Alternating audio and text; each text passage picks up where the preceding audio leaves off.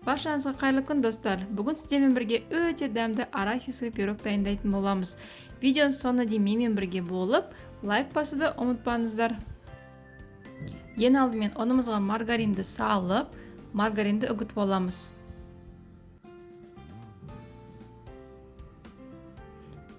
Міне дәл осындай болу қажет. Енді осының үстіне бір дана жұмыртқаны, 1 шай қасық разрыхлителді, 2 ас қасық қаймақты салып, қамырымызды илейміз.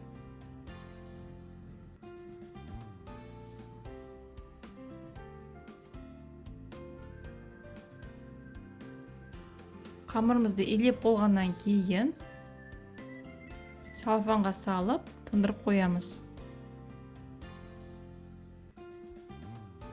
Енді салмасына кірісейік. Арахисті алып, үстіне сгущенное молоконы құямыз.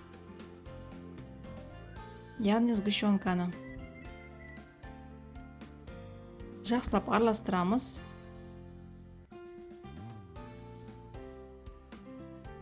Араластырып болғаннан кейін қамырымызға кірісеміз. Ұнымызды сеуіп, жаямыз.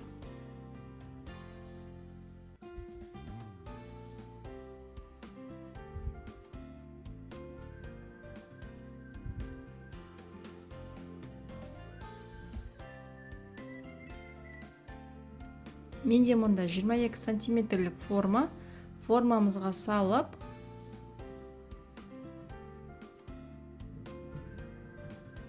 шеттерін қолмен көтереміз.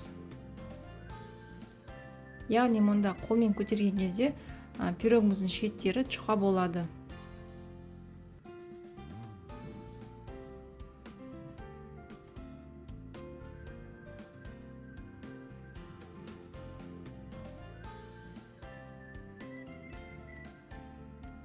Үстіне бір келкеті басып шығамыз. Шанышқымен тесіп,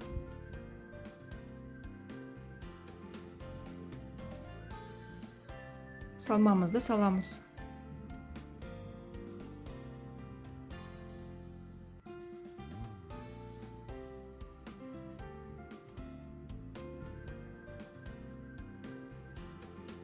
Бір келкетіп жайып шығамыз. Енді осы дайын болған пирогымызды қызып тұрған пеште 180 градуста қызарғанша пісіреміз, яғни 30 минуттай. Пирогымыз дайын, астарыңыз дәмді болсын.